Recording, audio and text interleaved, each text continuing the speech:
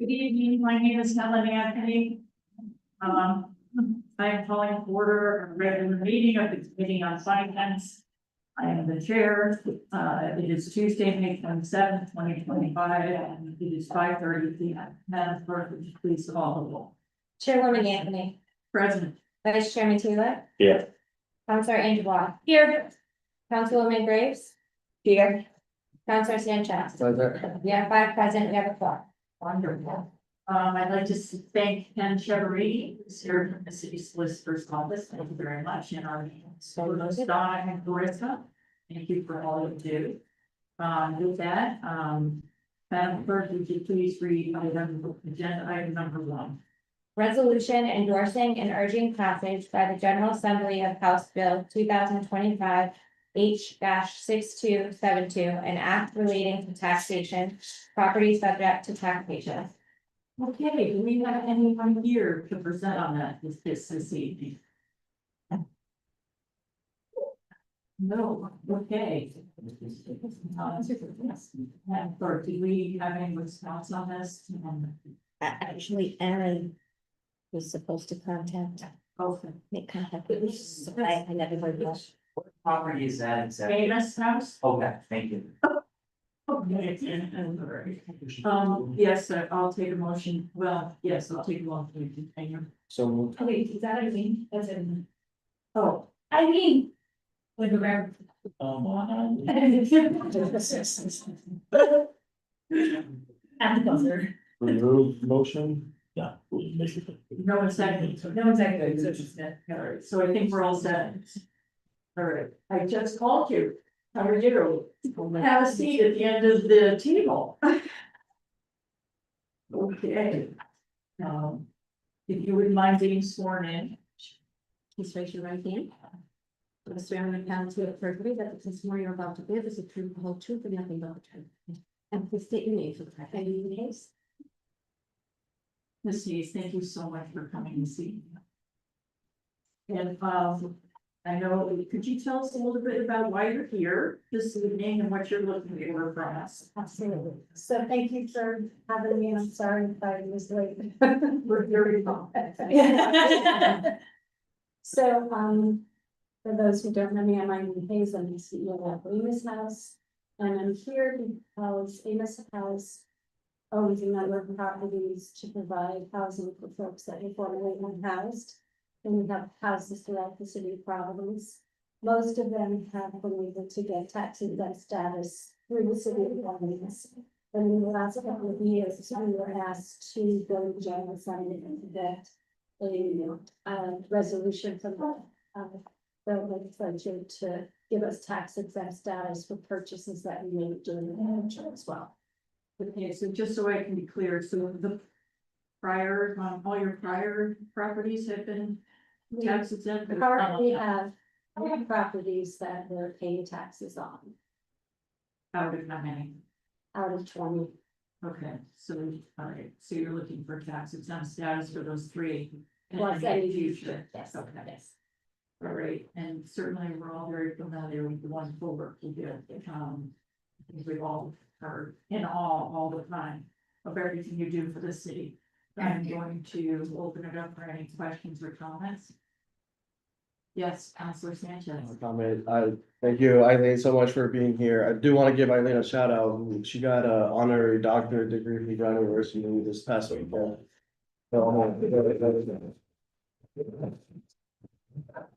And then, yeah, obviously, we're very familiar with the work, and definitely appreciate it. We just had a couple of questions, as the finance committee in terms of, maybe any future idea, plans to purchase properties. We definitely give, in a very gratitude for the work that you do. But as a finance committee, especially with how, difficult our finances are right now, we hesitate a little bit to grant any future tax exempt, statuses without knowing exactly what your plans might be going forward. That's a good question. So, we are in the process of working to create a master plan for what our future will be. The one thing I do know is that we have received federal appropriations in 2024, $3 million to secure additional housing. And, we're hoping to include that. Beyond that, we don't have any current plan to purchase more than just that. So we are also, we have launched a behavioral health clinic within our Eames House community. And we may be looking for a space because we're at our space at our headquarters at 465. That is not we're in the process of just exploring that as an option. What I will say is that everybody who lives with us is at 30% AMI. Some are maybe to 50% AMI. So we're really charging the lowest rents possible to the folks that predominantly have had a hard time finding housing elsewhere. And in most of our buildings, except for the 3 units that are not tax exempt yet, we pay all the utilities so that we don't even pass that cost on to our tenants. Thank you. Follow-up question. Okay. Yes, Councilor Enderbaum. Thank you for being here, I mean, love everything you do, also Miguel should have taken 3, so. Quick question, so for the 3 properties you currently pay taxes on, do you know what you paid last year? Roughly $28,000. Thank you, that's it. All right, any other questions, comments? Anyone would like to make a motion? Okay, motion to approve. Oh, I'm sorry, we haven't had a second, so if you guys, Yeah. did you want to ask a Yeah, question? Well, I'm just going on, my colleague's point. Yeah. I really hesitant with the future. The 3 properties that you have, I see. No reason not passing that, but I'm hesitant about the future. Well, Okay. And you said you're planning, doing a master plan, talking, and that will include your future. That's for the appropriations that we have now to find the space that we can identify for the $3 million that we have to hopefully add an additional 14 units, 12 to 14, depending on cost and where we find the space. Yeah. So, we want to have one, yes. I think what's really kind of tricky here is that this is a state bill, it's ran this way. If it was anyone outside of folks working in our unhoused population, I would definitely hesitate. But as is, any future developments are gonna be 30 to 50% AMI. Can you guarantee that? Yes. Okay. Absolutely. So I mean, that brings a little more comfort in moving this resolution forward. And I hesitate also on the timeline of the state calendar and where we're at, where I think if we push this forward, it's really gonna be tricky to pass that approval at the state house. You mean by the end of the session? Yeah, it's kind of where I'm at, but. So we can have a motion and then a discussion. I mean, what would you like to do? I did make a motion to first, but Would you like to make another? I would make a motion. I'd second that motion. Motion to approve by Councilor Ingersoll, seconded by Councilor Sanchez. Would we like to have a discussion? Is for, Motion made, so you gotta make a motion, you gotta Okay. call a motion. right? Is that Correct. You can have discussion after the motion seconded. Yeah, exactly. That's what. You don't have to Yeah. go either way. And if you change what the motion is, then you withdraw the second and we back out of it. So I'm asking, does anyone want to say anything more? Yeah, I just want to agree with Councilman Sanchez that if this were a city bill, we could make amendments or whatever and say, please come back for future, but since it's a state bill. And they are rapidly leaving session, I think it would be a disservice in this house, I'm just like, no. Because then that would impact them not even pass at the state level. And it sounds like they were specifically asked by the state to kind of go this route. Okay. If But I totally agree with that. Yeah, no, I'm- Sorry, I had that same concern. All right, Councilor Sanchez? Yeah, no, I definitely share the concerns, that Councilwoman, Graves is sharing. I mean, I would even task our policy office, with communicating this to other, nonprofit providers, because it is, something that I always complain about is, decisions that were made in the past that are out of our control, and we are gonna tie the hands of future councils, going forward when it comes to, but as I've shared before, it does, comfort me a lot that it is Amos House doing, this and the work that they've done. This isn't a new organization. This is a proven organization with a great track record, of providing housing opportunities to our most vulnerable. So, definitely am gonna move forward in that aspect. Okay, Yes, Councilor Graves. I agree with everything that you're saying with, this side of stuff. Wait, we're having a discussion. I agree with everything that you're saying, it's just that I'm afraid to start a slippery slope of this. Cause there are other organizations that are doing wonderful things too, and I don't wanna make exceptions for one, and then we get smacked in the face with why you do this for this one, you didn't do that for that one, Well, we do have several on our agenda this evening. yes, yes, and so so I really. I'm really concerned about this, but you can go ahead. Well, I just will say, I think that, I think we should all. The expanding our tax exempt properties, because. We're facing very difficult times and it's not just gonna be this year, it's gonna be year and moving forward. On the other hand, with regard to this particular organization, we have a long history of work and serving the underserved. And so if there's any case to be made for tax exempt status, it's for status in my opinion. So do we have any other discussion? Are we ready for a vote? Okay, all in favor? Aye. All opposed? Okay, nay. So we have. So the mayor abstained. No, I'm naying. Okay. Okay, so we have 4 ayes and, Councilor Graves is a nay. With that, we will be recommending approval to the council. Thank you so much for coming this evening. Okay, Madam Clerk, would you please read item number 2? Resolution supporting General Assembly legislation granting tax exempt status to the Rhode Island Business Development Institute, Inc. Okay, who do we hear? Ms. Franklin, we have you here this evening. If you wouldn't mind standing and we'll swear you in. Sure. Please raise your right hand.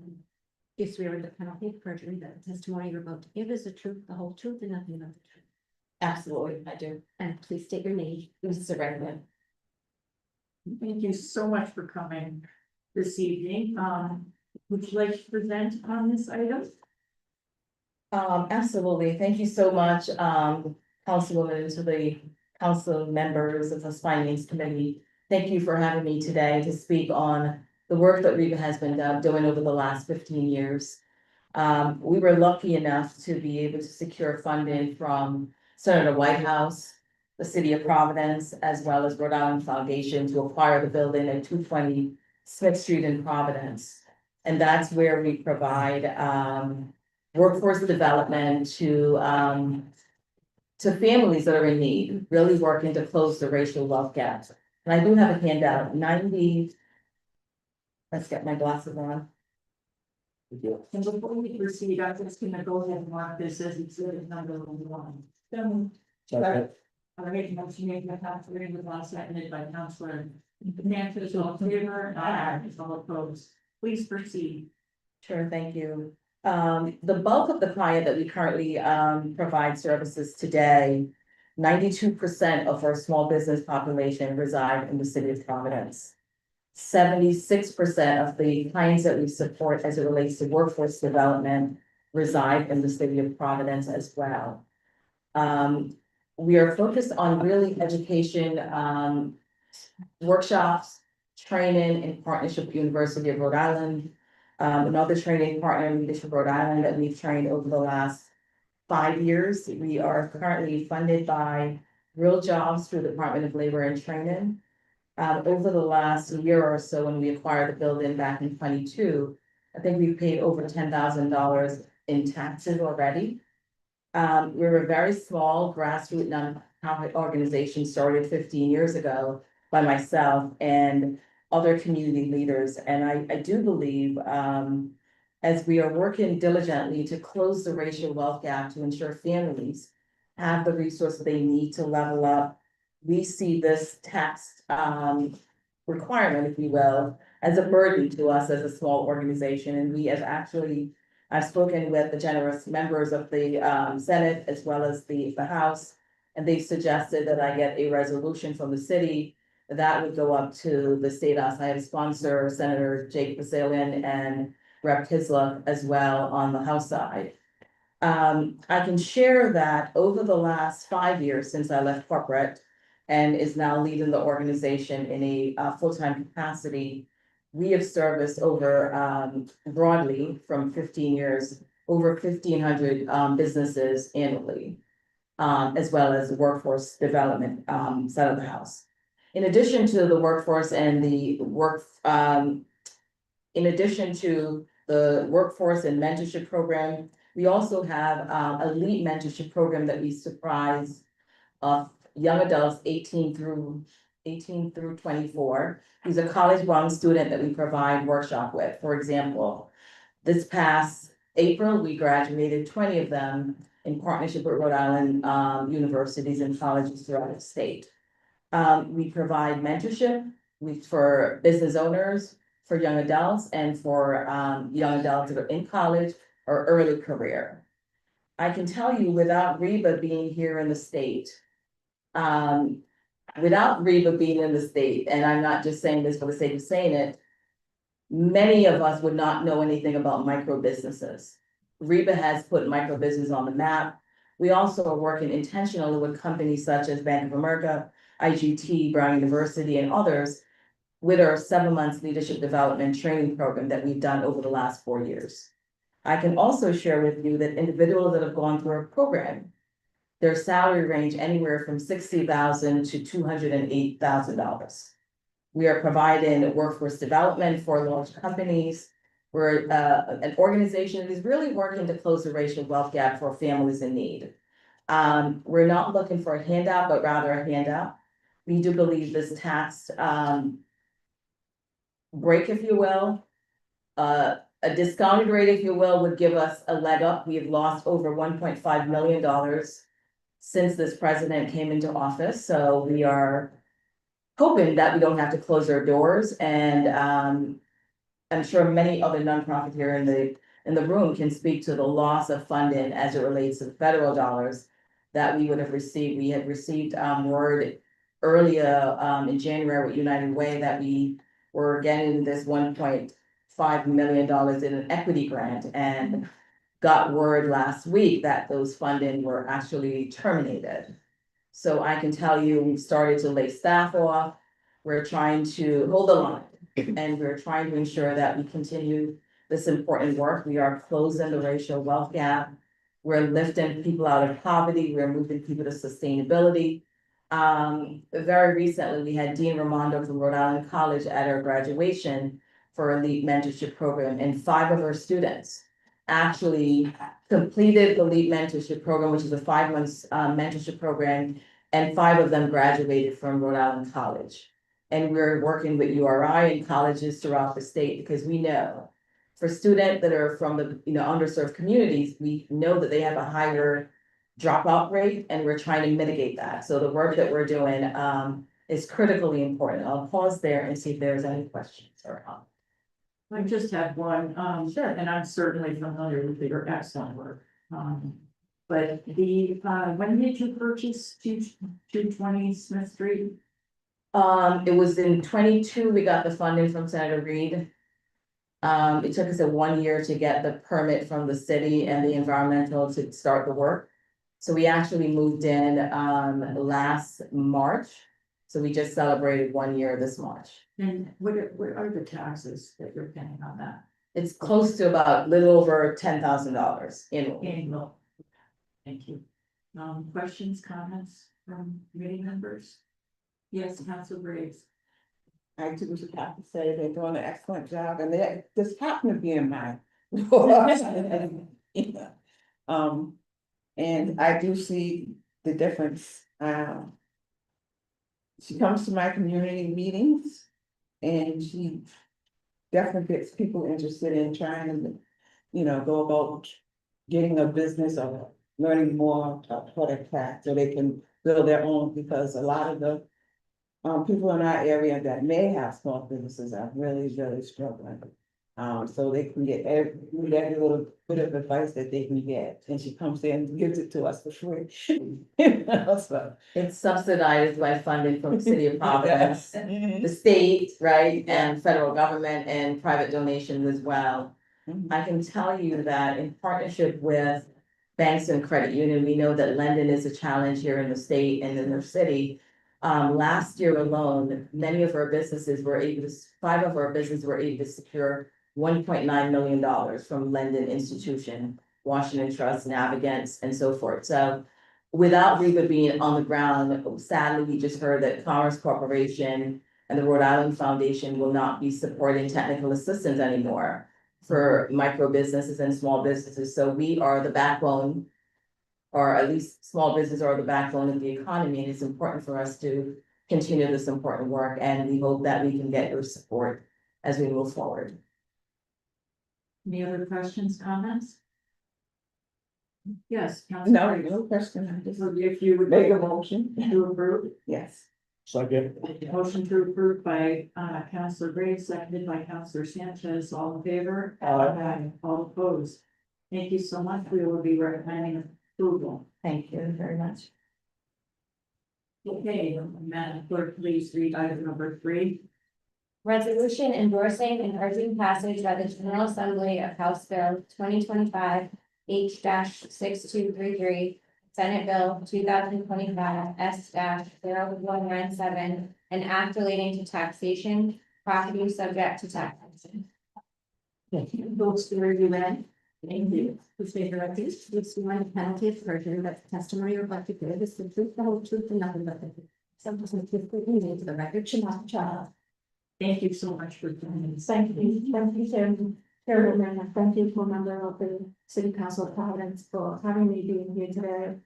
I've been the executive director for 14 years. The organization was birthed in 1987 to better serve the Southeast Asian community after the fall of the Vietnam War. We acquired the building on 270 Atwood Avenue before my time, which is like, I think about 2001, 2002. Before that, when we were birthed at the Genesis Center on Carter's Avenue. And recently we also been donated a building on one of them, my Graham Drive, which is the Temple back out. And that will be a home for us because we are in a it's a very small space right now, 270 Atwood Avenue. And as you know, we provide comprehensive services to our community in culturally appropriate as well as linguistic way. Recently, we have been approved by Department of Health as well as behavioral health to provide outpatient behavioral health model that is tailored to the needs of our community of whatever ethnic they come from, mainly for trauma, war and trauma. So I am here today to seek your support and asking you to provide tax exempt property for 270 Atwood Avenue as well as the parking lot behind 270 Atwood, which located on Princeton Avenue, as well as the 105 Glenhaven. Those are the 3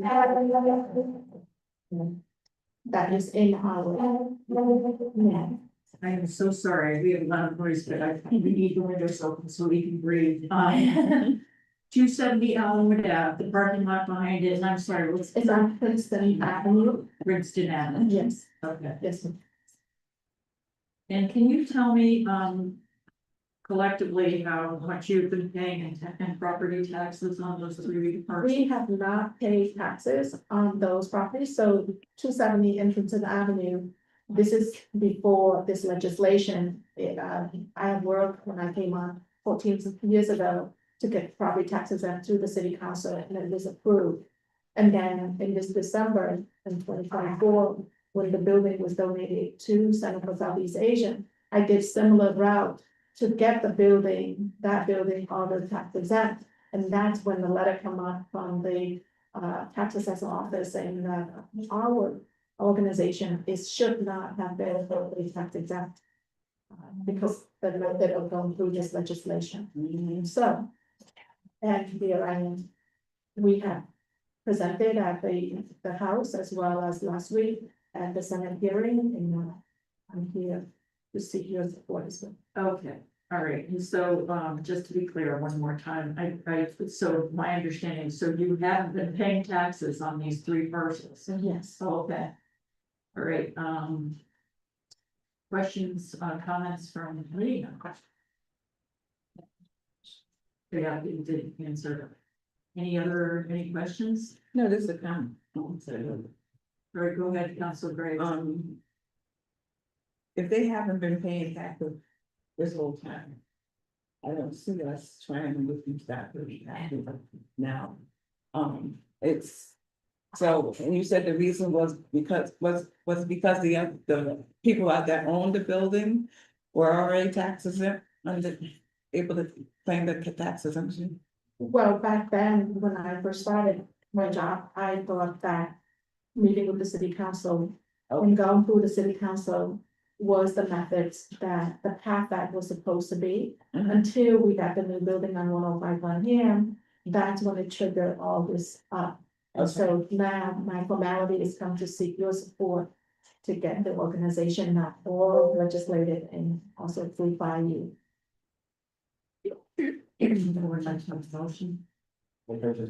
Yes, please. Thank you. Councilor Sam. I know we're talking about tax exemption right now, and thank you for all the work that your organization does for the Southeast Asian community.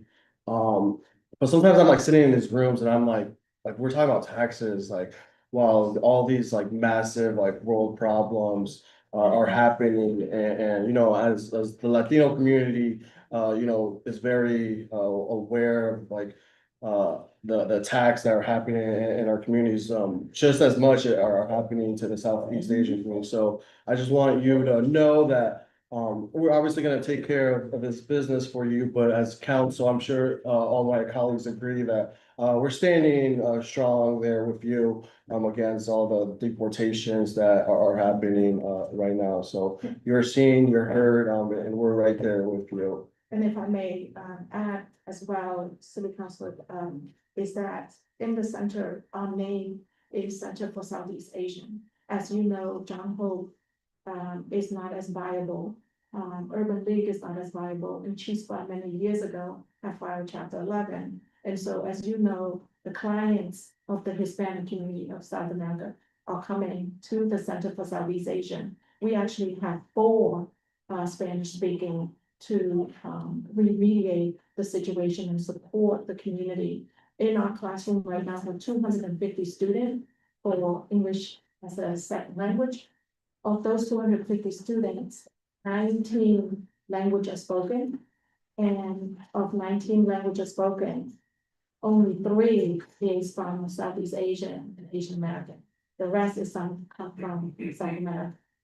So with that being said, that our home at the center is not just for Southeast Asian, it's for everyone that utilize the service at the center and are welcome. So I thank you, I appreciate this. Anyone like to make a motion? Second motion with approve. Second. Okay, motion to approve by Councilor Taylor, seconded by Councilor Ingerball. All in favor? Aye. Opposed? Thank you for the good work. you're Thank doing. you for all you do for us. Thank you. Okay, with that, I'm going to ask for a motion to waive the reading of the agenda items 4 through 8. So moved. Okay, your second. Councilor Ingerball, moved. Councilor Taylor seconded, all in favor? Aye, all opposed? Okay. And with that, we are going to start our budget discussions. Thank you very much for your patience, and we will start with the Department of Finance.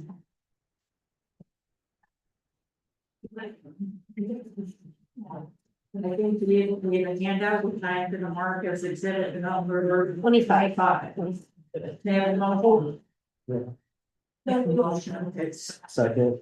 motion made by Councilor Ingebaugh, seconded by Councilor Sanchez, all in favor? All opposed. Okay. Yes, Councilor Sanchez. I'm sorry to say something, but I feel weird not acknowledging it in continuous meeting. It's our colleague's birthday today, and she's here. Oh. I know. That's not Weird. I know. I know, I feel, I just wanna acknowledge for everyone. Happy birthday. With right. Thanks, Sue. Thank you. 21 today? 21. Yeah. It's legal, yeah.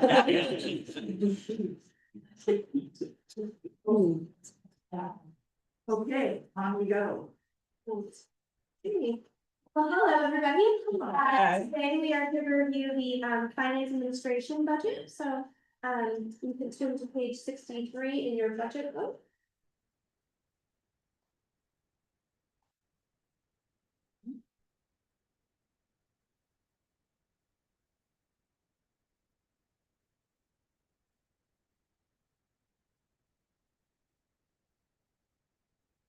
We'll first begin on page 66.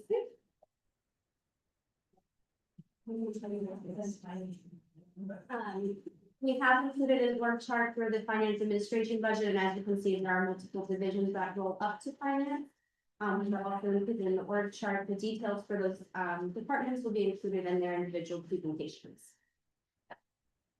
Total proposed expenditures for the finance administration department are $1,486,323. This is a $12,738 increase over the fiscal year 2025 budget of $1,473,585, or 0.86% change. Fiscal year 2025 salaries in this department are budgeted $856,424. We'll be making adjustments in fiscal 2026 for cost of living increases at $1,842 and step increases at $2,620 for total fiscal year 2026 salaries of $360,886.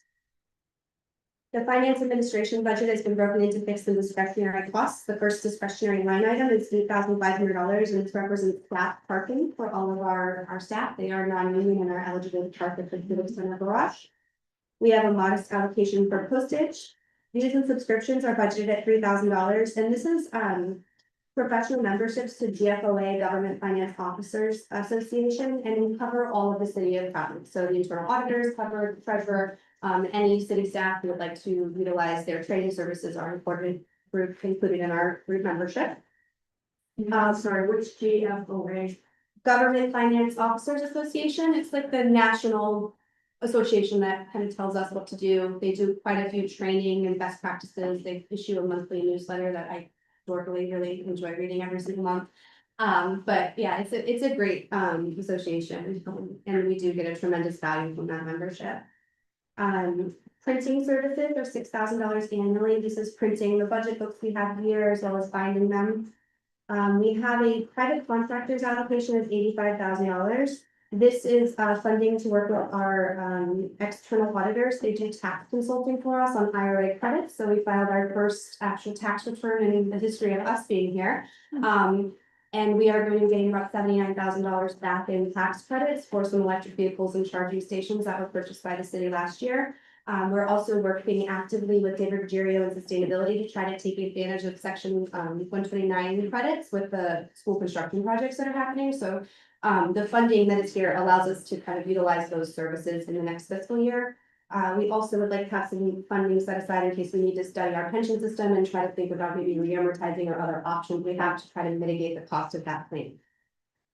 Professional development is budgeted at $6,000 and is unchanged from fiscal year 2026. And this is staff development for not only the finance administration staff, but it should any of the other divisions need training or staff that isn't included in their budget. We'd like to make allocation available for that purpose.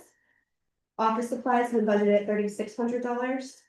We have reduced our miscellaneous expense line by about $11,000. The funding has been going unused, but we do need an allocation. It is where we charge our shredding services, which are pretty important considering some of the sensitive documents that we're utilizing. And our fixed cost is our copy release maintenance, which is increasing based on usage and printing documents like the materials we bring here tonight.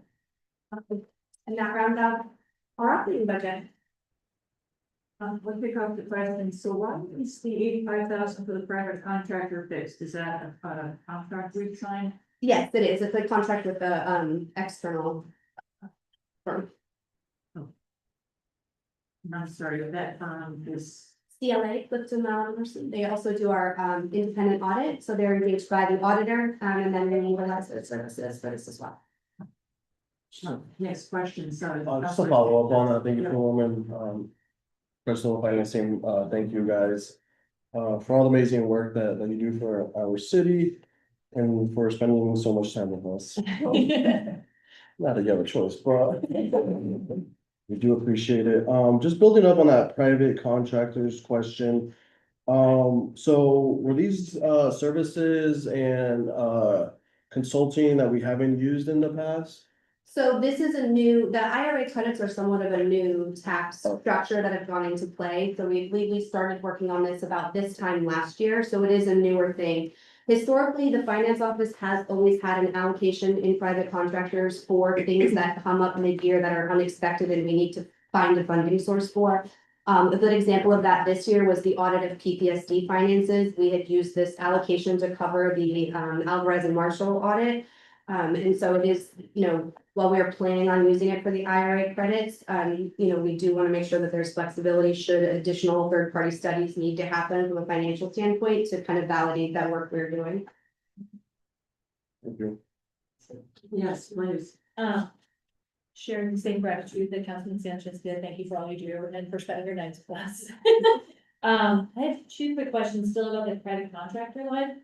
So if we do end up getting credits based on the work you're doing with David and others, where will we see that revenue fit? Like where will we all set? So that's what we're trying to figure out right now. I know there's contemplation around potentially setting up like a fund to be used for sustainable energy products. At this point in time, right now, those revenues will come into our general fund as a miscellaneous revenue since we did buy equipment.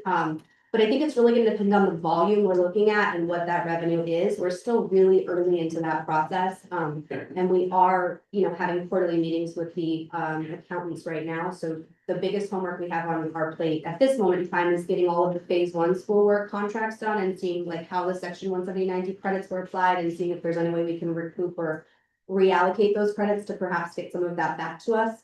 But some of this work is actually proactively planning on like how we issue RFPs for construction projects and how we want to start to price things so that we can ensure that we're actually getting the best value for these major investments. So it's a great question. And I think because it's so new and it's still in the works and we don't know what dollar volume we're even looking at this point, it's in development, but I do know it's something that the sustainability team is working on regularly and working with finance on. That's Yes, please. We also listed pension studies as a potential use of this funding. Do you guys have a pension study planned? And also I think that would be an assistance to Well, we do know we're facing a difficult budget year next year, and we do know that our pension is one of the looming large fixed costs that we have that is growing at an unsustainable pace. So yes, we do want to have funding aside to engage, we have a third-party actuary, Bolton Consulting. They've already started working on some potential solutions for us, but we would like to enable them to continue that work into next year so that hopefully we can present a solution for the 2027 budget. So thank you. Actually, yeah, I think just so the spring planning as many as those grow, that pension from. Yeah. 4.98. A little over 5% this year, so it is, I think, and I don't have it here, but when we had our beginning presentation and I talked about fixed costs, and you see that the fixed, our discretionary budget is getting smaller and smaller and smaller, it's down to $22 million. And as you can see throughout this period, like what makes up that $22 million is not necessarily optional, right? But the one thing we do know for certain is that our fixed costs are growing, and they're growing at a rate that we will, I think, get to a point where we cannot cut any more discretionary to pay for those things, and we are getting very close to that tipping point right now. Yes, Councilor Chairman. Just following off of that, I know I'd asked before, but how far off are we on that bond? As far as getting for that, I know it hasn't moved probably, but what percent are we looking at? So Madam Chair, if you may, I was testifying to state that. Would you Yes, sir. mind having this sworn in by the clerk? Yes, please, we'll swear you in, please. Oh, we didn't give it one. Oh. Right, just right there, actually, and then it's Get wild here. We swear under penalty of perjury that the testimony you're about to give is the truth, the whole truth, and nothing but. I do, Yeah, please take the names and titles for the record. Crystal Lindbergh, Deputy Finance Director and Budget Officer. Sarah Silveria, Finance Director.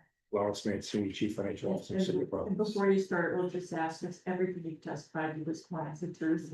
Absolutely. Yes, that was a retroactive statement. Thank you. All right, Chief. So, Madam Chair, Councilman members, with respect to the legislation on the pension obligation bond, the legislation's authority runs through June of 2027. It was approved in June of 2022. Certain conditions associated with that borrowing would preclude us from borrowing if interest rates are greater than 4.9%. That was a safeguard, or guardrail, if you will. When the bond was in fact envisioned, it was stress tested at a rate of no greater than 4.39. And ideally, we'd like to borrow in an environment that would be below that, maybe 4.25 or 4. Given the condition of the market, the volatility of the market today, just for referencing, last summer, in August and September consecutively, we closed 2 municipal bonds. In August, we closed a $135 million Public Building Authority bond as a CIP bond, and the rate was slightly above 4% then. In September, we closed the school bond with the backing of RIBEC, which is an additive to credit strength, and we closed again just under 4%. There's a world of difference in the instrumentalities of a pension obligation bond, given the high risk associated with pension obligation bonds and the investor that it tends to attract. The interest rates would not nearly be anywhere near that. They would be at least 1 point higher or greater, depending upon that. So while we monitor it regularly, and we are clearly inclined to keep that in our quill, if you will, of opportunities, we have not set on a path yet to consider the borrowing that, while we will consider other options before that, including reamortization or some other opportunities that would be permitted under state law. But as it stands today, the option of borrowing under the pension obligation bond has not been put forth.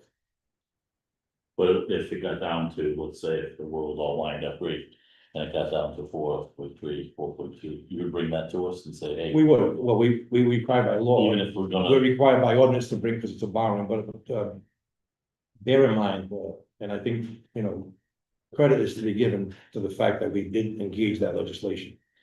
Had we engaged in it a year earlier, we would have borrowed at somewhere around 2.75 at an amount nearly doubled at 700 million, and not knowing what would have happened in the market, like any day in the market, they will make the ordinary dips and highs and lows, if you will. But once again, bear in mind, borrowing under the pension obligation bond was meant to assist us with the cash flow considerations, not to eradicate the debt, because you're really swapping one debt for the other.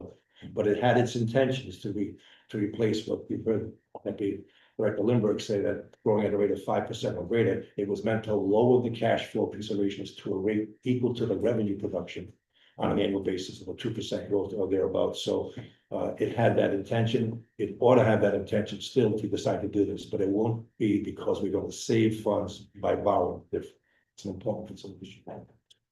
just to keep. Sure. If we, let's say next year, we decide to reamortize, let's just say.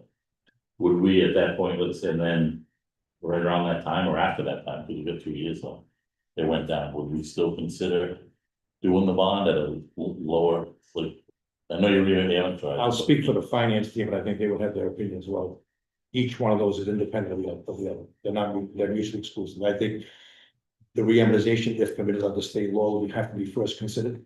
That's a sound move, no different if you're refinancing your home versus replacing new money at a new rate of interest versus what the rate of growth is on our current payment. Reamortization make sure that to some extent, but may not solve it entirely.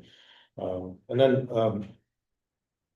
oddly enough, the city's retirees are living longer, and that plays a role into the calculation by the actuary.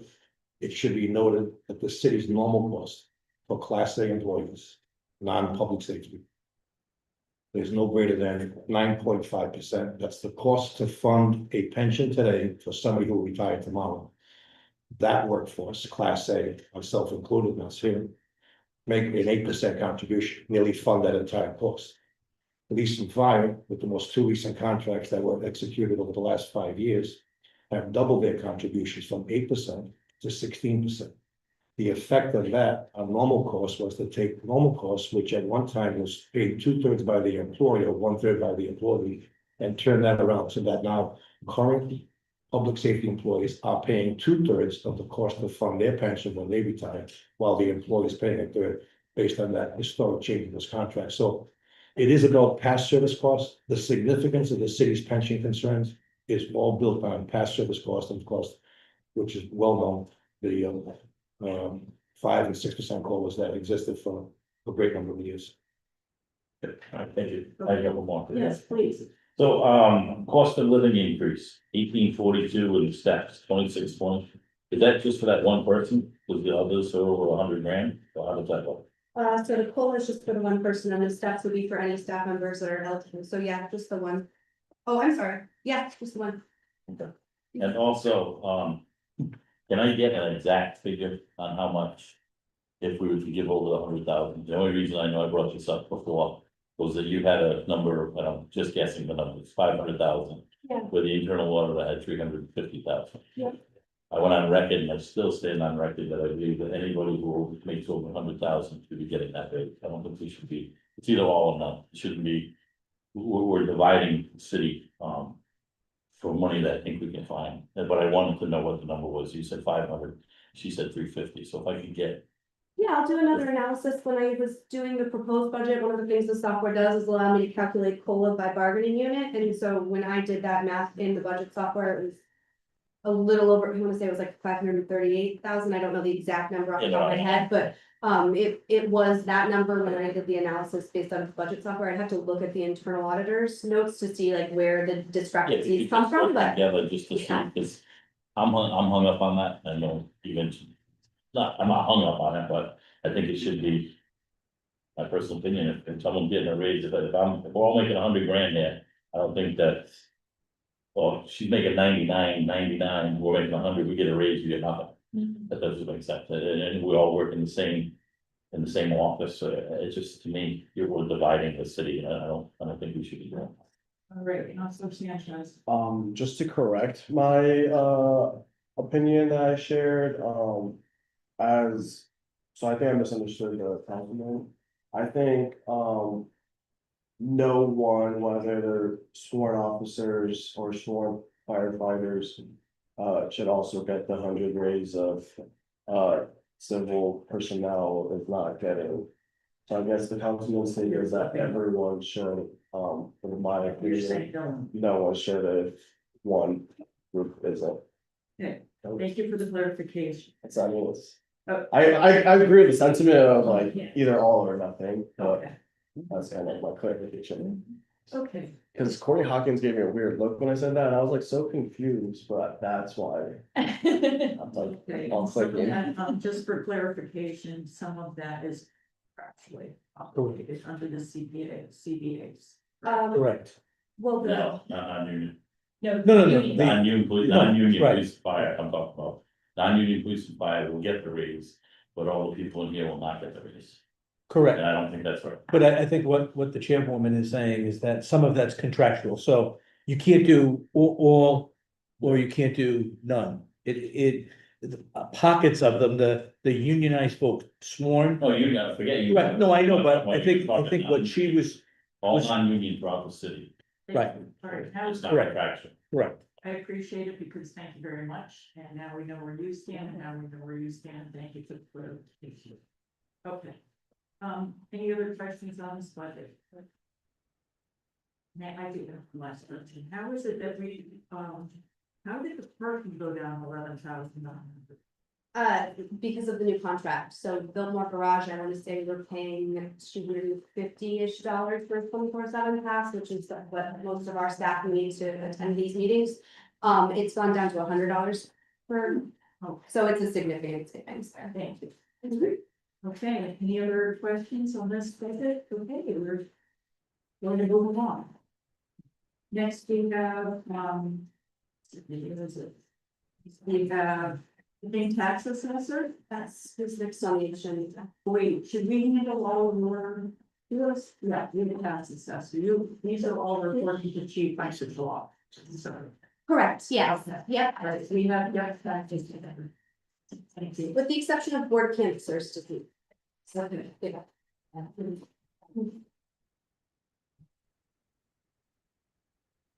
Oh, thank you. That should not be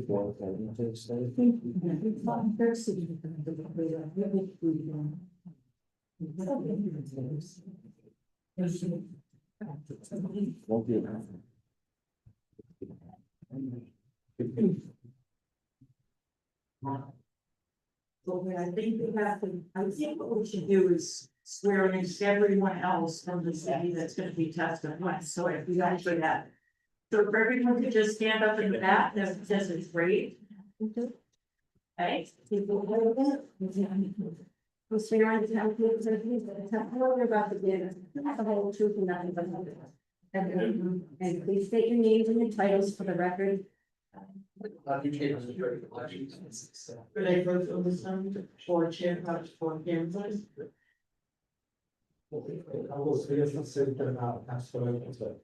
You recognize the people that can see content. William Tesoro, city collector. Joe Rose, And Corey Martinez, the deputy city patrol. Janice Pasquale, city tax assessor. Michael Murphy, deputy tax assessor. Thank you so much, everyone. An all-star team, Madam Chair. I can assure you that. Here we go. Excellent. I'm on slide 2, the tax assessor's presentation. I'm sorry, I got to move on this. Yeah. I have a motion to mark this as a 28. Yeah, that's 26. Moved by, Counselor Gray, seconded by Counselor Taylor, all in favor, opposed. Okay, thank you so much. No problem. I'm on slide 2, this department is projected to generate some revenue in fiscal year 2026. The state of Rhode Island does reimburse up to 80% of the statistical revaluation, and so we are anticipating that a portion of the work that is being done currently will be reimbursed in your fiscal year 2026. And $300,000 represents the value at this point in time. Moving on to expenditures, total proposed expenditures for fiscal year 2026 are $2,147,594. This represents a $345,156 decrease from the fiscal year 2025 budget of $4,092,750, or a reduction of 13.85%. Total salaries in this department in fiscal 2025 are budgeted at $1,178,085. In fiscal year 2026, we'll be making adjustments for the following line items.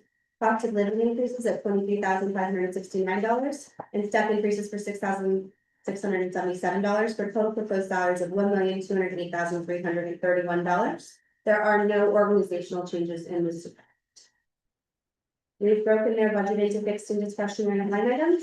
The first discretionary line item is please not classified at $3,600, and this is staff parking for eligible employees. Again, you'll see a similar reduction here like we saw in the finance department budget.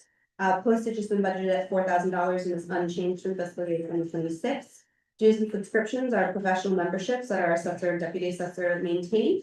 Those are budgeted at $4,335 for fiscal year 2026. Printing costs are budgeted at $6,000. Private contractors, which are budgeted at $17,609, are include their court reporting services as well as CoStar, which provides commercial valuation related data. And contract services / training is a line item that's used for their Catalyst software, their AWS database, and LexisNexis, which is another database that the assessor relies on. When we look at their supply line items, office supplies are budgeted for $4,000, which is a $500 reduction, and their copier and lease maintenance is budgeted $3,000, which is a modest reduction of $1,500, and it's been based on historic research. Thank you so much for coming. Those meetings, we really appreciate everything you do in your department. I just have a question on your private contractor reduction in your contractual services. Can you talk a little bit about why those reductions on both line items, because I just would like to know why that cut was so steep. Yeah, certainly. So the contract services / training is where the reevaluation expense was budgeted. So the way the timeline is working out, it looks like the bulk of the expense will post in fiscal year 2025, but the revenue will arrive in fiscal year 2026, and that would be when it's receipted. So that's why you're seeing a big decrease in the contract services. The private contractors reduction relates to funding that was put in the budget in fiscal year 2025 for an 8 law consultant. And what we found is that, while there's pending legislation, this department has managed that in-house, and they'd like to spend the next year kind of figuring out what they need to do based on all of the potential changes, before we add additional funding in for that resource. And can you talk about the, I know what LexisNexis, can you talk about the databases? So I know Palace is our assessor, correct? Correct. And the AWS database, and would you use LexisNexis? The AWS database is actually just the cloud storage for the Palace system. Okay. I'm sorry, so can I just ask a follow-up question? So the assessment that is done by the Palace is stored in the cloud. What kind of data is that that's stored, other than the property card? It's all of our property data behind what you see publicly as the property record pad. And All is the that, tables, ownership information is all stored in the cloud. So basically that software that we use is being driven off the cloud and on direct city servers. okay, and that is our data, correct? Yes. Not owned by the No. Palace. And that is built upon, I would assume, no matter who we use to do the assessment, either Palace or Vision. That's the data that either company uses when they do their work. Correct. Okay, LexisNexis, LexisNexis, we recently went into contract with them to help monitor and audit all property owners who have current owner occupied status. This is a way for us to ensure that nobody has moved out of the city, potentially passed away, owned property elsewhere, and has actually a homestead owner occupied type exemption in another community or state. So it's a way for us to more consistently audit those records. okay, and I guess I'm just gonna ask. For any of do you have IT helping at all to maintain your list at the assessor's office? I'm only asking because, I think, the way the lookups are and the grandfather's name and the grantee's name for the assessor's office, it just seems to be a little messy, and I'm wondering if there's help from IT to maintain those lists, or to make sure the names are properly entered, and if you have any help, because you guys are busy. No, I think, are you referring to when you go onto the Northeast website and try to search by a property owner's name? Yes, Is that's, okay. IT can't help with that. The issue with that is that there's multiple owners. Sometimes where they're getting entered into the field for us to be able to fit all those ownership details, may be bumping out the actual name. So if you and I own the property, we might have had to put in the first name, Jimmy's Muscatelli, and in the last name, put Anthony. So you can show both ownerships. So when you try to search, some of that does get clunky.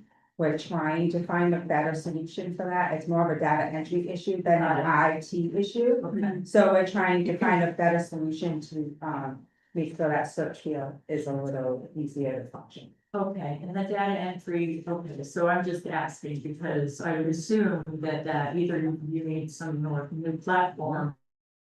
Or it's gonna cost something to do that, correct? No, it's really gonna have to be managed in the office by staff, and we just kind of reconfigure how we're putting the information into the system. No matter whatever program we come up with, there's always gonna be, we only have a limited amount of characters to put information. So we're always trying to come up with a better way to have the search functions be helpful. And still maintain all the information we need. Okay, I appreciate that. Questions? Sorry, it took so long. No, yeah. So, yeah, the questions. All right, I don't think we have any other questions. So this is is there any vacancies at the time? There's one vacant. Okay, and what is the status of that? At the moment, we haven't posted it, we're managing, in the office to function with this one, bilingual clerk and having our other staff members pitch in more often at the front counter and on the phone. I'm hoping that we could continue operating that way for a little longer, but I suspect once the tax goes hit the street, we will get inundated with phone calls, and I'm just gonna try to manage and see if my staff can handle, but it's lots of calls in our counter. First, people coming. Okay, so that is going to stay funded? It is monthly. Okay, and you're planning on filling it. I'm just wondering why it is if we're looking for positions to cut. Why is it looking for that position if you're trying to do work without? We were trying to get through the rest of this fiscal year. But we just say, let's say it's some funding for the city. Okay, Counselor Sanchez. Chairwoman, how long has that position been vacated? 3 months? No longer, yeah. It's very fast, by the time we go through the process. 3 months. 3 to 5 months. It's always a long process when somebody has to be unfortunately let go, so I'm a little lost with the time frame, but it's, Okay, what's the salary on it's 13. $37,986. that? $37,986. 986. Thank you so much. I appreciate it. Yes, Counselor Sanchez. Thank you. Just a little question, reading this or looking at this org chart, and maybe I'm just looking into it too, a little differently. Just to understand how your department works, is Deputy, Assessor Murphy, does he oversee everything else or just the commercial side of things? Like why, like, I guess what are some of the differences between a deputy assessor and the assistant assessor? Cause that's not like an executive assistant to you, right? That's. The assistant assessor is sort of an executive assistant, whereas she's helping the staff maintain keep on track of their projects and their deadlines and overseeing, assistance when you can imagine that every day somebody needs some type of help running a program, running some spreadsheets, running some reports. So she's there more as the first line, of help for the staff. And we'll try and work through any issues they're having before it reaches, then might go to the deputy assessor. And then if he can't resolve an issue, it comes up to my level. So we try and equally share the amount of work we have and also manage the staff that we have. Thank you. Any other questions, comments? We really appreciate all the work you do. Director and deputy director. Thank you. And we appreciate the help in the assessors, so you guys get over also. You say, when you feel that. Thank you so much. Okay, with that, we're gonna move to, actually, tax collector.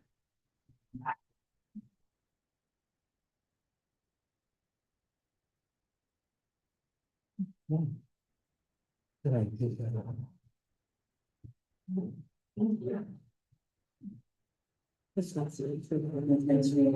budget books to page 72 for the details of this budget. Yeah, so we'll start on the amount this is exhibit 28. 27. 27. Okay. Moved by Councilor Henry Boston, Councilor Graves, all in favor? Aye. All opposed. Please proceed. Thank you, Director. We can turn to slide 2. There are some revenue generated in this department. There's $300,000 budgeted in the of collection general property tax. This is essentially the tax sale revenue related to the filing fee for the tax sale. And then there's also funding for searching record. This is MLC and then municipal lease. Yes. Total expenditures in this budget are proposed at $2,412,514. This represents a $33,203 decrease from the fiscal year 2025 budgets of $2,445,717, or a reduction of 1.36%. Total salaries in fiscal year 2025 are budgeted at $930,854. We're making adjustments for the following line items in fiscal 2026.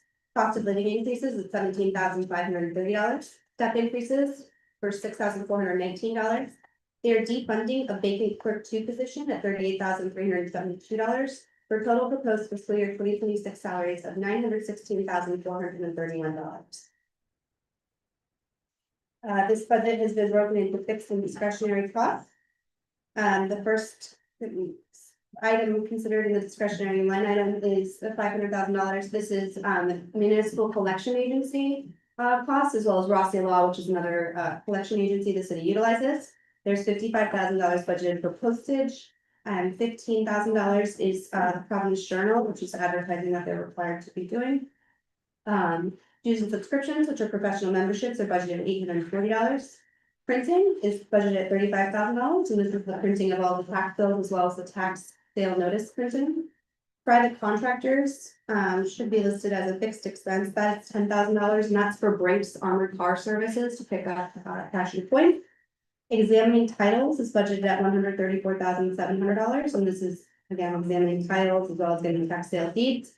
Auctioneer services are budgeted at $8,000, and this is the online auction costs for the tax sale. Office supplies are budgeted at $2,720, and it's a slight reduction from the 2025 budget. Stationery is budgeted at $4,500. This covers their copy machine and any sort of branded materials, i.e. like printed envelopes or stationery that the tax collector needs to send out. In their miscellaneous but expenses are budgeted at $2,000, and this is funding for a counterfeit detection machine for coins. We cash that they receive in the office. And that wraps up. That was that for you, budget. You have the board chart for that. And do you have any vacancies in this department? No vacancies. Thank you. Okay, questions, yes, Councilor Vanderbilt. I have a few questions, okay? Yes, please. Thank you so much for the presentation, for being here. I have a few questions. The first is about the refunding of the clerk 2. It looks like the funding for clerk 2 is like, I never think about that, was 38,372. So like a clerk 3 and a clerk 3 bilingual all make less than that. Why would the clerk 2 be making more than the clerk 3 and the clerk 3 bilingual?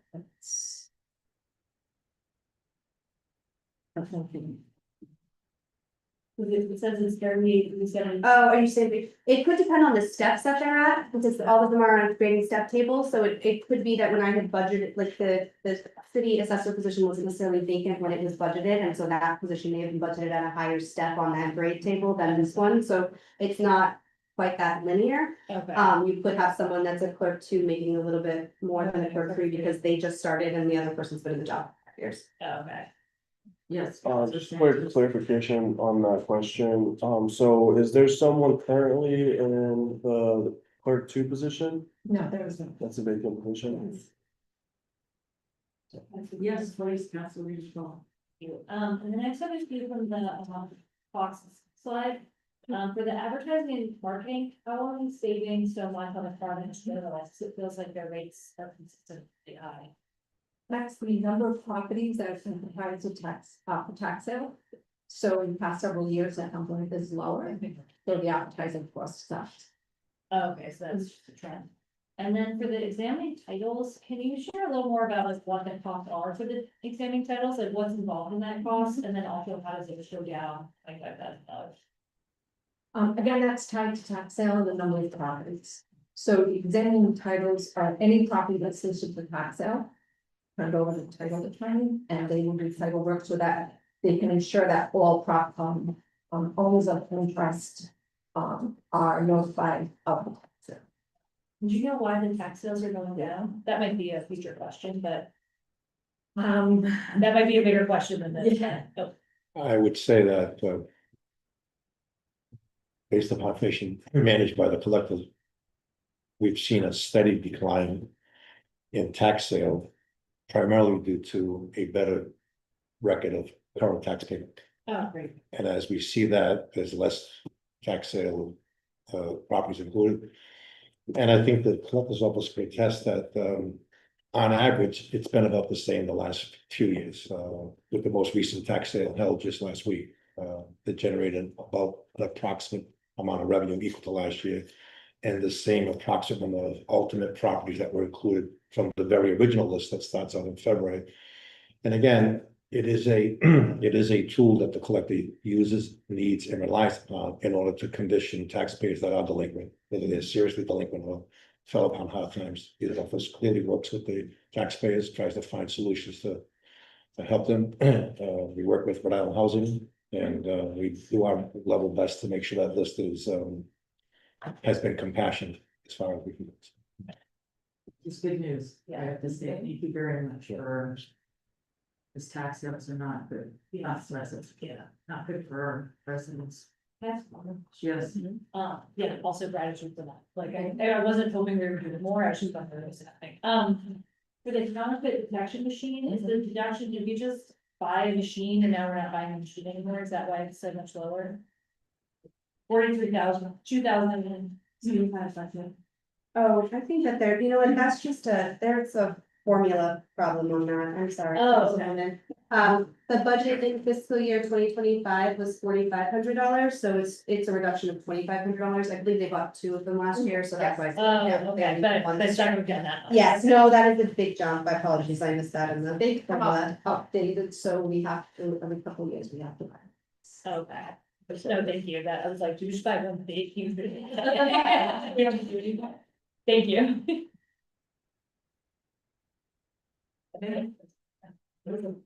Never presidents. Thank you so Thank you. Your service. Thank you. Okay, now we are on to, our city control.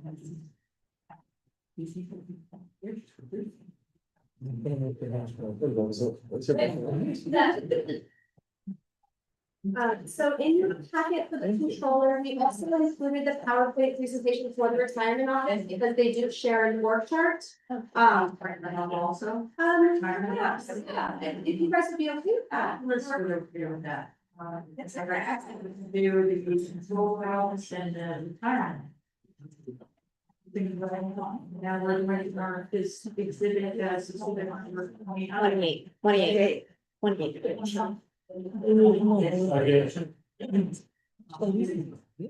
Moved by Councilor Taylor, seconded by Councilor Hall, all in favor? Aye.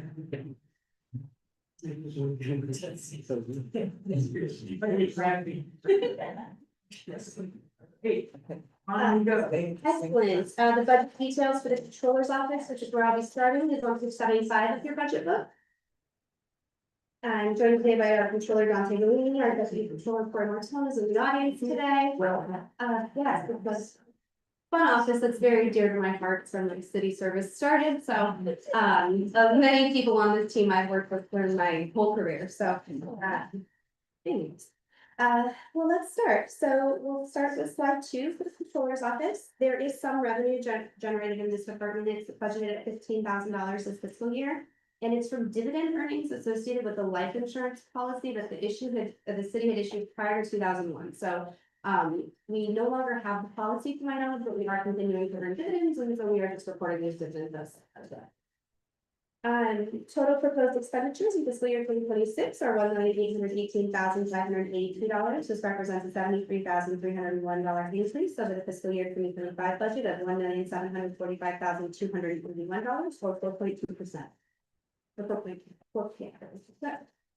Total salaries in this firm were budgeted at $1,010,402. In fiscal year 2026, we're making adjustments for the following line items. Cost of living increases at $20,197 and step increases for $2,456 for total proposed fiscal year 2026 salaries of $1,033,055. This department's budget has been broken into fixed and discretionary costs. There are not a tremendous amount of line items here. The first step is fees not classified. This is parking for eligible staff. And again, you'll see a reduction here due to the new contract we have in place. Postage is budgeted at $10,000, and this covers the cost of mailing all account payable payroll checks. Professional development has been budgeted at $5,000 and is unchanged from fiscal year 2025. Additionally, they have funding for office supplies totaling $5,000. Miscellaneous expenses are budgeted at $1,200, and this is shredding services for their office, which does contain quite a few sensitive materials. There's a small allocation of $250 so that they could purchase potentially additional file storage for their paper files, which is required to meet by state statute. And the copier and lease maintenance has been budgeted at $1,500. And that wraps up the service and quick line items in the controller's office. Would you like me to continue to retirement or stop here for now? I think we can, well, I think we can stop here and ask if anyone has any questions, and the org chart is,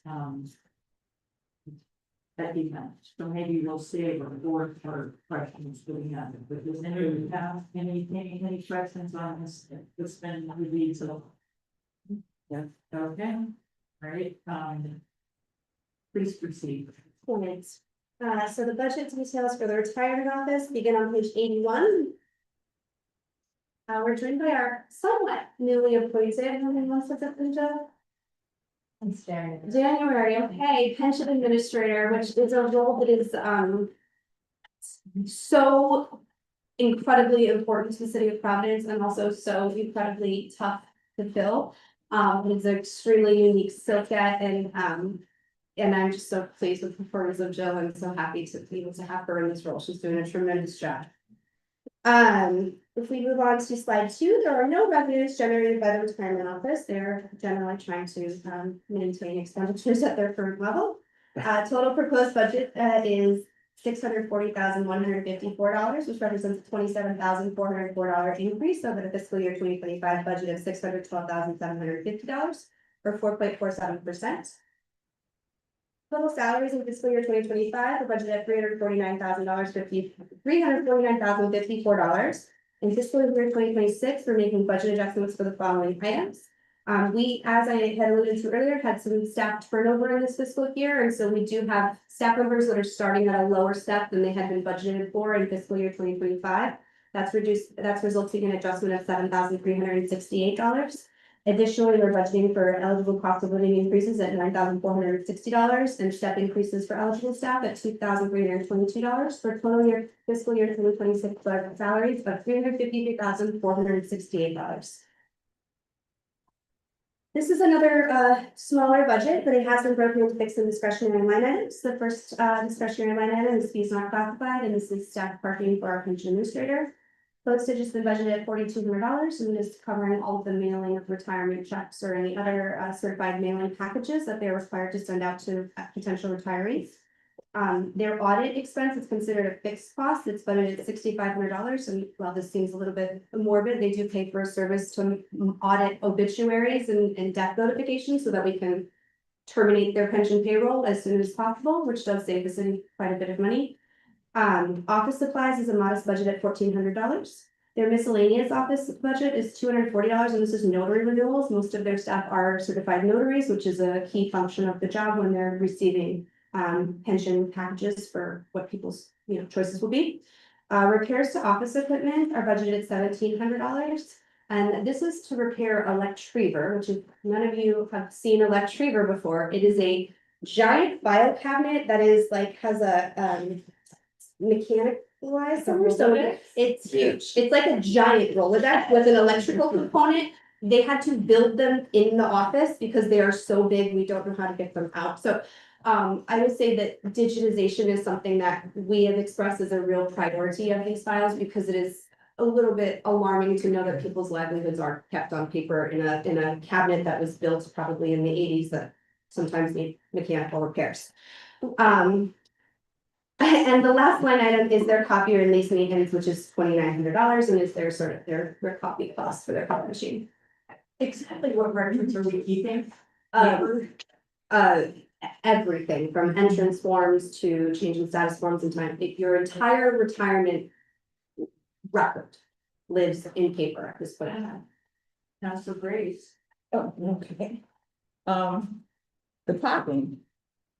You got an extra $600 deducted, is that what you're saying? I mean, it was 1,800, but in 12. No, it's 3,000. It's 1,800 less, and so that's 1,200. Okay. Yeah, Right? yeah, come on. Okay, And, go ahead, go on, more questions. never mind, go ahead. No, no, go for it. Um. The notary, renewals. What are these notaries for? Is this for you guys are taking notaries? I don't understand what this is. Yeah, go ahead. So a lot of the services that the retirement staff does for the pensioners will include, for example, a direct deposit form. We Okay. live in an age with a lot of phishing attempts, via email, so we don't accept anything digitally anymore. And due to the aging population that we work with, a lot of them can't make it down to City Hall. So if we get a paper copy, we need to notarize. And we will do that with notaries. That makes sense, thank you. Yes, Councilor Timberbaum. I'm like really intrigued by the Shire Rolodex, so like what would, one, I'd like to see it, but two, more seriously, what would it take to actually digitize all of those files? Because that seems incredibly important, but maybe also time consuming and expensive. The latter two are really the prohibitive measures. I'll also say that, you know, as I alluded to earlier, we have had a hard time maintaining a steady pension administrator. So a little bit of the work that's been done at this point has been triage in the kind of goals and practices that were set up with the former administrators have kind of gone a little bit by the wayside, and we're trying to reinstitute some of those things now. You know, at one point it was as simple as if you pull the file out of the folder, you scan it and store it before you put it away, just so we could chip away at the problem. I think cost wise, it'd probably be, gosh, I can't even, I know we spent $250,000 to digitize quite a few of the DIS records this year. I would think it would be in excess of that amount based on the retirement files we have on hand, particularly because they are, you know, different size pieces of paper and a lot of them have lived forever. So for example, some of the records they're keeping are payroll record, like there are legitimate, if you're a little bit of a history nerd, like ledgers of written information that sometimes they're looking at to calculate someone's pension. They're pulling records from our old, our former ERP database, microfiche and stuff they're using sometimes. So the files themselves, I think we're probably looking at something definitely in excess of $250,000 plus potentially staff time, because you want to make sure whoever's indexing these things is doing it in a way that they're searchable and usable, and it's not just a bunch of PDF files that don't make sense. Yeah. But that is a big project that we actually were just talking about last week to figure out how we can kind of start to chip away at this problem and start to really calculate what that cost would be, because it is a very, very important consideration going forward. Madam Chair, I know the Tavares administration did look into it. And it Okay. was so expensive that when they were prioritizing different things, the money just, it didn't make sense at that time to do the retirement file. I know it was well over 200. I think it approached somewhere close to $1 million. Yeah. Yes. I guess two quick follow-up questions. One is like, is this like a historical problem kind of that like we were doing paper and there was some point at which we switched to digital? Like is Kenny's retirement stuff gonna be, no, I'm just kidding, I'm not gonna call you out, but like, is that a historical thing at some point we've switched to digital, or is it like everyone? Unfortunately, no, because a lot of these are kicked off by departments that don't necessarily report to finance, right? So a lot of the personnel related information isn't housed in-house, and so, you know, we're kind of stuck with the information we get and we have to store it in that way. I know that the city just recently transitioned to an electronic form to change employee status this fiscal year. So, you know, that's one of the biggest drivers of adding to these folders and adding to these things. So I do think it'll get to a point eventually we'll do that, but the other problem we're facing is that the Secretary of State has determined that we need to keep paper copies at certain times. And so, you know, one of the hiccups we've had in trying to digitize things, and we've had this even in like the controller's office with things that are less sensitive than retirement holders are. Hey, Secretary of State, I've scanned this. Can I get rid or destroy this printed copy? And unfortunately, we have to keep it for the record retention period, even if we do have an electronic copy. So there's a lot of factors that make this a challenging problem. But it is certainly something we're trying to solve for because it's really important. Yeah. Yeah, any other questions? Thank you. We appreciate your service and welcome. Madam Chair, we were remiss in saying that Ms. Rios, while she was newly appointed in January, she's been a long-term city and school control employee, assistant payroll supervisor, so that experience clearly gave her the knowledge to take the next.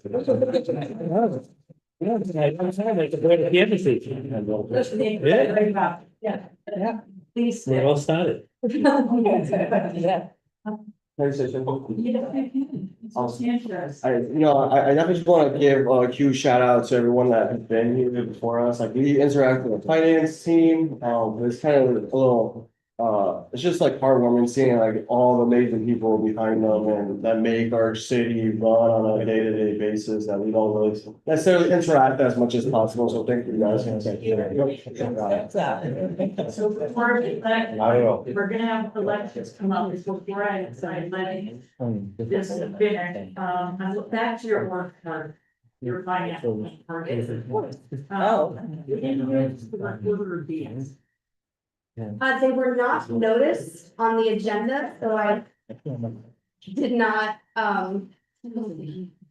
prepare them. That's all right, obviously, that's a slip to mine, that is not. We can certainly bring them in Thursday if you'd like. Who's that? Recorder deeds. Sure, except we have a long agenda. Right, those Thursday. waste management's gonna go. We may, we're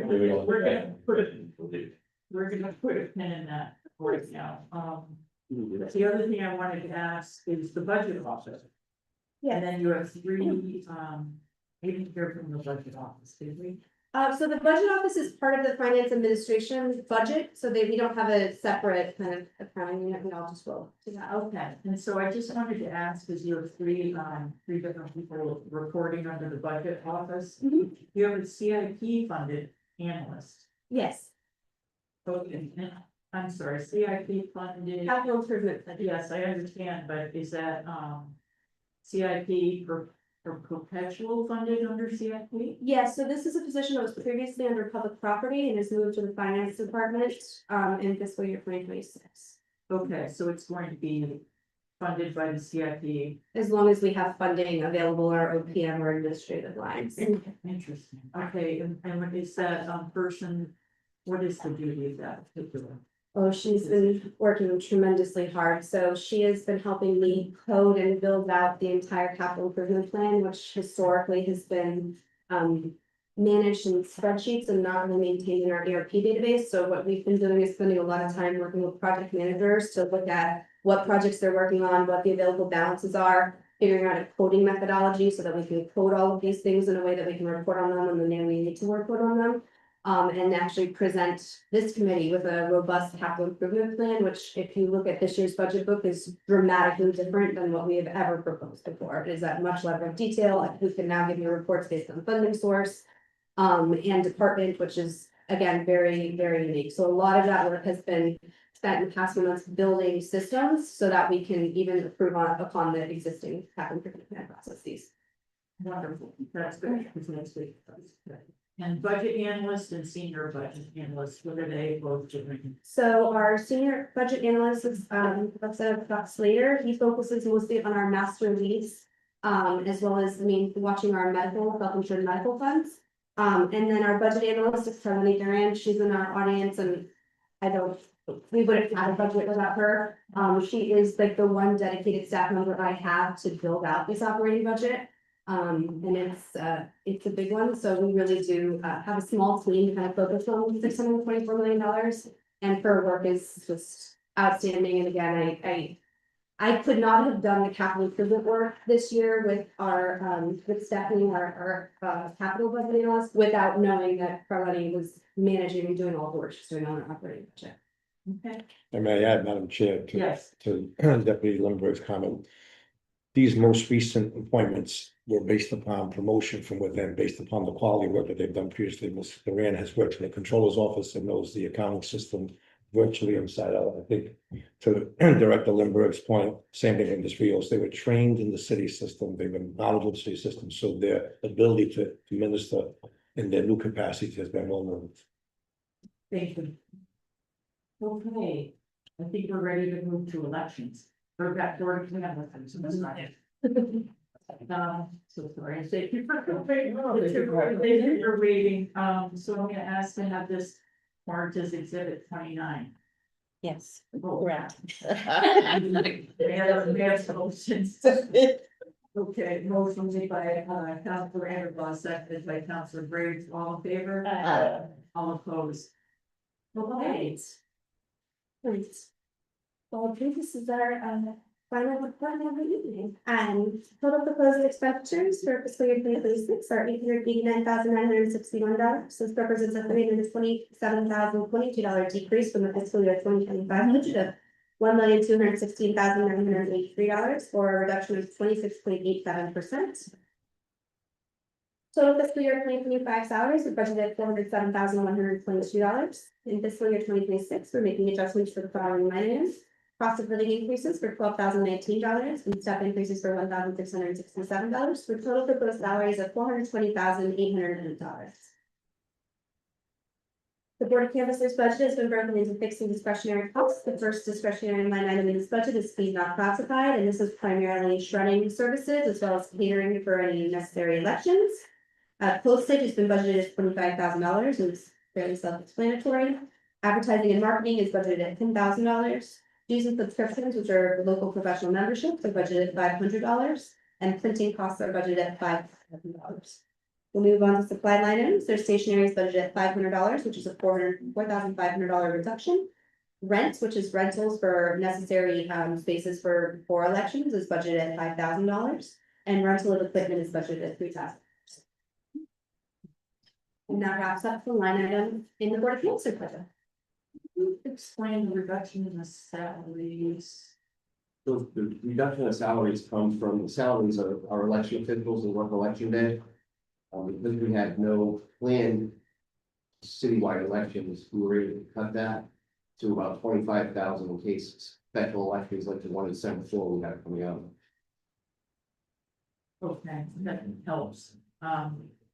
So that's for this year. That's for this year. You'll see that back in the budget. With elections, it's a 2-year budget cycle. Right. You'll see that go back into the budget next year, because we'll have the September and November primary election. And if I may say, like, this year was a little different. I did ask departments to give me 2 years worth of budgets.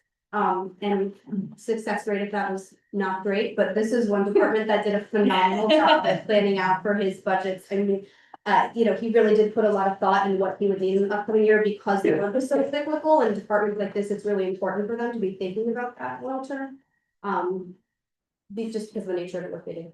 So this is, okay, now that you said that, I mean, all right, so 2 years of budget is what. Okay. All right. So in other words, this doesn't take into consideration, next year's budget. Right. Yeah, 2026 election, but 2027 fiscal year, because you'll need more staff. Yeah. Exactly. Primary election in fall in FY27. Okay. All right, we hire roughly about 550 election officials to man the polls for every election primary. I'm sorry, that number is 50. 550. 500, who was gonna say what? 82 precincts. Yeah. How many? 82. 5 buildings. Okay. Okay. All right, we just need to get that straight. Other questions? Yes, Councilor Zena. Thank you, Chairwoman. Thank you for everything that your work does, Administrator Maducci. Just out of curiosity, what's special election costing the city Senate for? I know not a lot of it is in Providence, but Roughly with the ads and stuff, I'm gonna use probably about $16,000. 16. And where does that, is that for this current, is that all in, it's in June, right? The election? Now, the primary is July 8th, the election's August 5th. So the election official aspect of it, which would be probably very light, because we're in one precinct, there's technically 3 polling places. But we can bind them to one polling place, which Mount Pleasant High School, for instance, is not available because they're doing construction this summer. And EQ is right down the street from Easy Street School, so we combined all 3 into one. So we're only hiring, I think it's 8 election officials to work the primary and election. There's gonna be no additional cost for early voting, because we're gonna do that right in our office. It's only about 3,000 registered voters, in 3 precincts. So out of the district, of 21,000 registered voters, it's us and nonprofits. Nonprofits has a huge number of voters that we. So to be, but probably between that and the biggest cost we have in elections is advertising. Advertising is a huge cost to us. Unfortunately, they require under law that we have to advertise certain voter registration deadlines. We gotta post, we gotta advertise the warrant, which lists the election date, polling places that are open. You'll see it's still there, the ad still has to be placed, it's not as large as it will be for a regular election. When we have to list all 82 precincts in order, the cost is still there, that's our biggest expense. And just to, thank you for that, and just to confirm, where does that one, that would come from the fees not classified line? Advertising. We have that. Oh, so it's different pools of money or different line items that are used like that. Yes, the advertising comes out of the advertising cost, the election officials with monitoring salaries. Okay.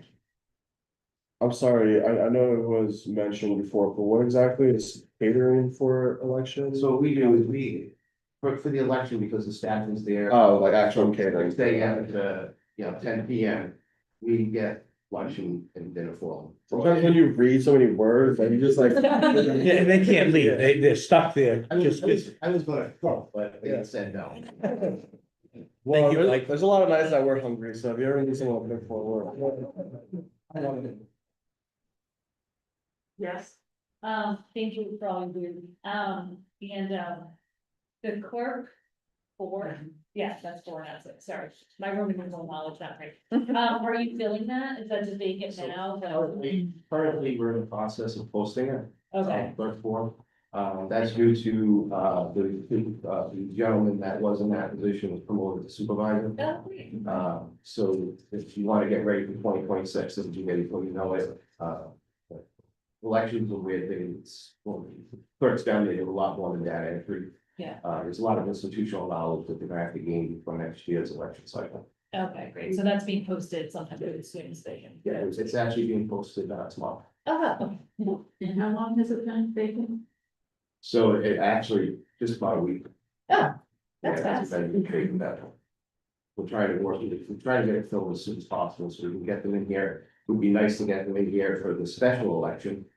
Kind of give them like a preview of what to expect, in larger quantity next year. Okay. Any other questions? Comments? Well, thank you so much for your service. Community. Thank you. Okay, with that, we are finished with our agenda. Yes, there is a little hard to do. Because I won't be first line to this government. It's just not, that's not therapy anymore, that we're going to do that. Instead of us end our list. Just read it. Certainly. Talk about it. Yeah. And she may have other things for several to talk about. Yeah. The motion to continue with it. Or. Yes. Second. All right, motion continued made by Councilor Greenwald, seconded by Councilor Sanchez, all in favor? Aye. All opposed? Motion to adjourn. Second. Made by Councilor Tyler, seconded by Councilor Briggs, all in favor? Aye. Aye. We'd all be quiet. Thank you. Thank you, Madam Chair.